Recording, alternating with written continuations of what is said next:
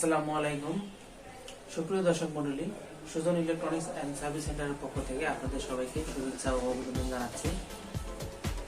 দর্শক মণ্ডলী, বরাবর মতো আমার কাছে একটি প্যানাসোনিকের 42 ইঞ্চি এলসিডি টিভি আসছে। দর্শক মণ্ডলী, এটি কিন্তু মডেল নাম্বারটি হচ্ছে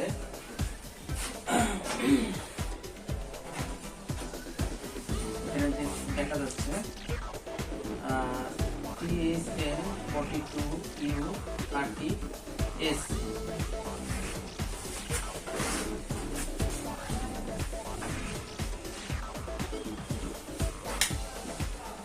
দর্শক মণ্ডলী,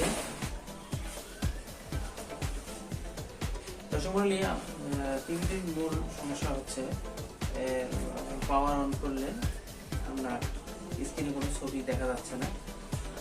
তো আমি এটা ফুল চেক আপ করে যেটা পেলাম সেটা হলো ব্যাকলাইট ঠিকই আছে, সাউন্ড আছে এবং এর টিকন বোর্ডটিও ভালো আছে। শুধু সমস্যা এর মাদারবোর্ডের প্রসেসরটার সমস্যা। কিন্তু এই প্রসেসরটা চেঞ্জ করা যায় না, মাদারবোর্ডটাও পাওয়া যায় না। অনেক ওল্ড মডেলের এলসিডি। মার্কেট থেকে একটি চাইনিজ মাদারবোর্ড কিনে এনেছি, সেটা আমি এখন ইনস্টল করবো। কিন্তু ইনস্টল করতে গিয়ে আমি একটু সমস্যায় পড়ে গেলাম। সেটা হলো এর ব্যাকলাইটটা আমি জ্বালাতে পারছিলাম না, কারণ এখানে কিছু সুইচিংয়ের ব্যাপারটা আছে। সেটা মাদারবোর্ড থেকে সিগন্যাল পাওয়ারবোর্ডে আসে এবং সেই সিগন্যালের পরে ইনভার্টার আছে, ইনভার্টারগুলো কাজ করে। যাই হোক, আমি এটা আমি একটা মডিফাই করেছি। মডিফাই করার পরে আমার ব্যাকলাইটটা অন হয়েছে। সেই কাজটাই আমি আপনাদেরকে দেখাবো। আমি আগেই কমপ্লিট করে রেখেছি, শুধু আপনাদেরকে কী কাজ করেছি সেটা আপনাদেরকে দেখাবো। চলুন আমরা আমাদের কাজকে শুরু করে দিই। তো দর্শক মণ্ডলী, আপনারা দেখতে পাচ্ছেন এখানে এটি হচ্ছে মাদারবোর্ড। এটি আমাদের নতুন চাইনিজ মাদারবোর্ড। এটি পাওয়ার বোর্ড এবং এখানে ইনভার্টারটা আছে। ইনভার্টার কিন্তু দুই পাশে আছে, এখানে একটা আর এই পাশে এই মেইন মাদারবোর্ডের নিচে একটা আছে। যাই হোক, তো আমি এই বোর্ডগুলো আমি খুলে দিয়েছি। চাইনিজ মাদারবোর্ড আমি এর সাথে কানেকশন করে দিয়েছি। হ্যাঁ দর্শক মণ্ডলী, আমাদের এই পাওয়ারটিকে স্টেবল করার জন্য, মানে সচল রাখার জন্য আমাদেরকে কিছু কাজ করতে হয়। আমি দর্শক মণ্ডলী, আমি মাদারবোর্ডটাকে চাইনিজ মাদারবোর্ডটা যে ইনস্টল করেছি সেটা আগে স্ট্যান্ড বাই রিলিজ করে আমি ভোল্টেজগুলো মেপে দেখাচ্ছি। স্ট্যান্ড বাই রিলিজ হলো। এখন এই যে এই সকেটটি আছে এটাকে খেয়াল করে, এখানে এই পাশ থেকে 8 নম্বর পিন এবং ওই পাশ থেকে 8 নম্বর পিন, এই দুটো পিনে আমাদের কিছু ভোল্টেজ থাকতে হবে, না হলে এটা অন হবে না। দেখুন এই পাশ থেকে 1 2 3 4 5 6 7 8, এই 8 নম্বর পিনটা এখানে খেয়াল করে দেখুন, এখানে 5.67 ভোল্টেজ দেখাচ্ছে। আর এপাশ থেকে 8 নম্বর পিনটি এখানে 1 2 3 4 5 6 7 8, এখানে 2.26 ভোল্ট শো করছে। এই দুটো ভোল্টেজ না থাকলে আপনার এই পাওয়ারটা স্টেবল হয় না। তো এই দুটো ভোল্টেজ মূলত মাদারবোর্ড থেকে সুইচিং হয়ে এখানে আসে, এই মাদারবোর্ড থেকে। যেহেতু এই মাদারবোর্ডটা যখন আমরা ওপেন করে দিয়েছি তখন কিন্তু পাওয়ারটা স্টেবল থাকে না। এটা প্রথমে 5.7 ভোল্ট, এই ভোল্টেজটাই শুধু থাকে যখন শুধু পাওয়ার সাপ্লাই কানেকশন দেওয়া থাকে এবং মাদারবোর্ডটা আউট থাকে, তখন শুধু 5.71 ভোল্টেজটাই থাকে। তো আমাদেরকে ইনভার্টার ভোল্টেজটা চালু করার জন্য আমাদেরকে এই পাশ থেকে 8 নম্বর পিন এবং এই পাশ থেকে 8 নম্বর পিন, এই দুটো পিনে একটা ভোল্টেজ থাকার লাগে। এই পাশ থেকে যে 8 নম্বর পিন, এখানে মিনিমাম 2.5 ভোল্ট থাকার লাগে। তো আমরা রেজিস্ট্যান্স দিয়ে এই ভোল্টেজটা আপ করেছি। এখানে 2.25 ভোল্ট শো করতেছে, এতে আমাদের কাজ হয়ে গেছে। আর এই পাশে 5.67 ভোল্টেজ আছে, এটাও আমরা রেজিস্ট্যান্স দিয়ে সাপ্লাইটা দিয়েছি। তো আমরা এখন এই পাওয়ার বোর্ডটি উল্টিয়ে আমরা দেখব কিভাবে আমরা কানেকশন করছি। আরেকটি বিষয় হলো এলপিডিএস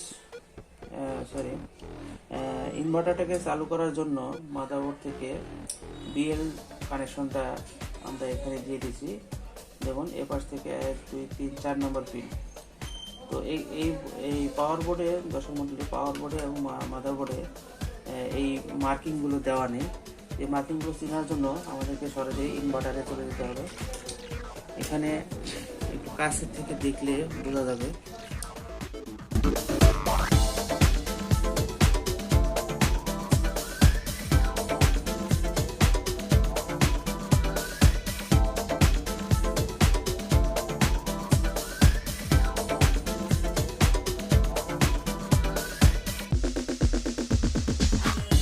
আপনারা একটু খেয়াল করে দেখুন, আমি যখন এখানে যে মাদারবোর্ডের কানেকশনটা এখানে দিয়েছিলাম, প্রথম দুটি গ্রাউন্ড, পরের 4 নম্বরটি হলো বিএল কানেকশন।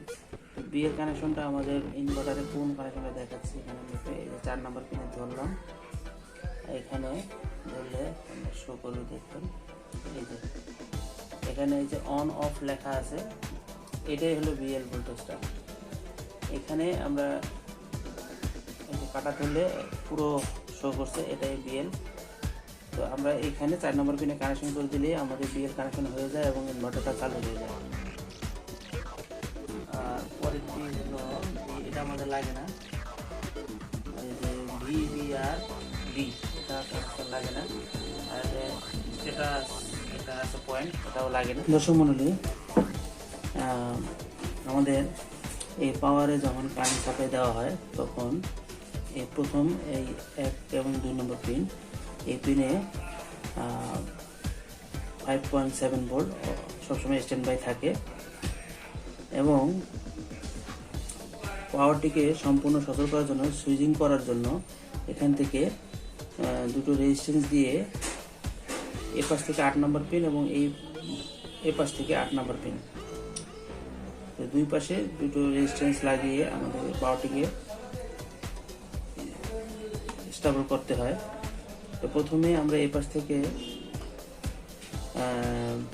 দর্শক মণ্ডলী 1K একটা রেজিস্টর দিয়ে এ পাশ থেকে 8 নম্বর পিনে কানেকশন করেছি, যেখানে আমার 2.2 ভোল্টেজ সাপ্লাই হয়। তারপরে এ পাশ থেকে 8 নম্বর পিনে 22 ওহমের একটি রেজিস্ট্যান্স দিয়েছি, যেখানে আমার 5.6 ভোল্ট সাপ্লাই হয়। এবং এই দুটো ভোল্টেজ সাপ্লাই দেওয়ার সাথে সাথে আমার মাদারবোর্ডের যে 16 ভোল্ট সেটা স্টেবল হয় এবং সাথে সাথে ইনভার্টারের যে 24 ভোল্ট আছে সাপ্লাই, সেটাও স্টেবল হয়। এই যে দর্শক মণ্ডলী, 1 নম্বর পিন থেকে এপাশ থেকে গুনলে 8 নম্বর পিনে 1K, আর এপাশ থেকে গুনলে 8 নম্বর পিন এখানে দেওয়া হয়েছে 22 ওহমস। এখানে 18 ওহমস পর্যন্ত চলবে। 18 ওহমস থেকে 22 ওহমস, এর ভিতরে যে কোনো ওহমসের একটা রেজিস্ট্যান্স লাগালে আমাদের পাওয়ারটা সচল হয়ে যাবে।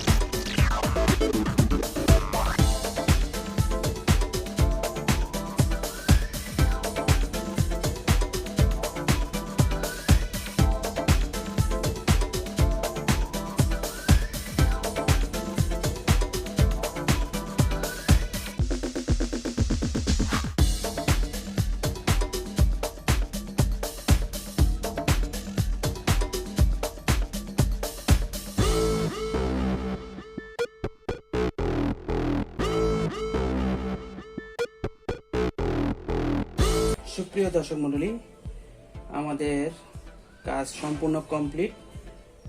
আপনারা দেখতে পাচ্ছেন আমি সব কিছু কানেকশন ঠিকঠাক করে দিয়েছি। এখানে দেখুন, এটি পাওয়ার কানেকশন দিয়েছি অরিজিনাল মাদারবোর্ড অরিজিনাল পাওয়ার বোর্ড থেকে এসি কানেকশনটা আমি এই সার্কিটে দিয়ে দিয়েছি। এরপরে দেখতে পাচ্ছেন দর্শক মণ্ডলী, স্পিকারের লাইনটাও আমি করে দিয়েছি, দুটি স্পিকারের লাইন। তারপরে সেন্সরের লাইন করে দিয়েছি, এখানে সেন্সর এবং ইন্ডিকেটরের লাইটগুলো। এলভিডিএস কেবলটা এখানে দিয়ে দিয়েছি। এখানে আর কোনো কানেকশন দেওয়ার বাকি নেই। আর হলো বিএল ভোল্টেজের যেটা বিএল কানেকশনটা, তখন এই কানেকশনটা আমি দেখাইনি। এই বোর্ডে বিএল কানেকশনটা এখানে দেওয়া আছে। এই যে এখানে লেখা আছে PWM REF, এটাই বিএল কানেকশন। তো এই কানেকশনটা আমি দিয়ে দিয়েছি। আমাদের কাজ মোটামুটি শেষ। এখন আমরা ব্যাক কভারটা এখানে সেট করে দেব। আর এই বোর্ডটি আমি ব্যাক কভারের সাথে স্ক্রু দিয়ে লাগিয়ে দেব। এইটুকু কাজ বাকি আছে, তো আপনারা দেখতে থাকুন।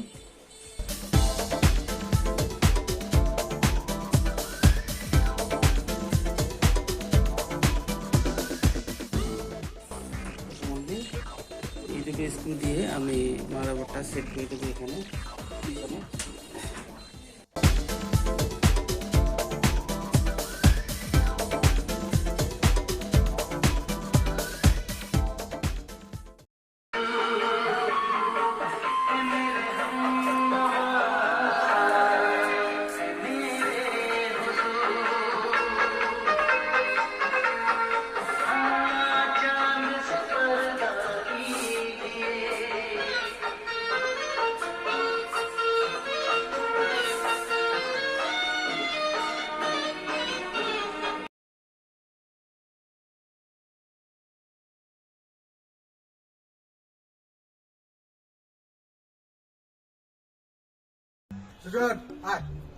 না মানে ভাবিস কি রানছে কি এলাকায় থাকো না, জানো না সারাদিন সারা রাত গ্যাস থাকে না, কোনো রান্না বান্না নাই।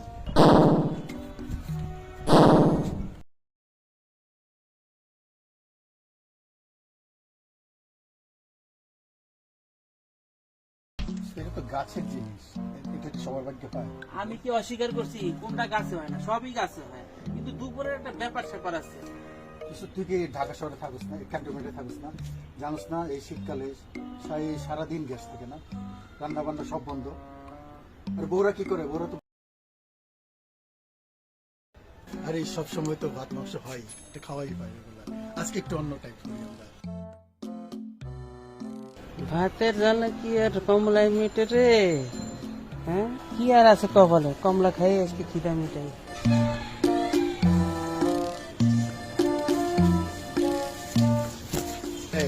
একেবারে গাছ পাকা, এটা সবার ভাগ্যে পায় না।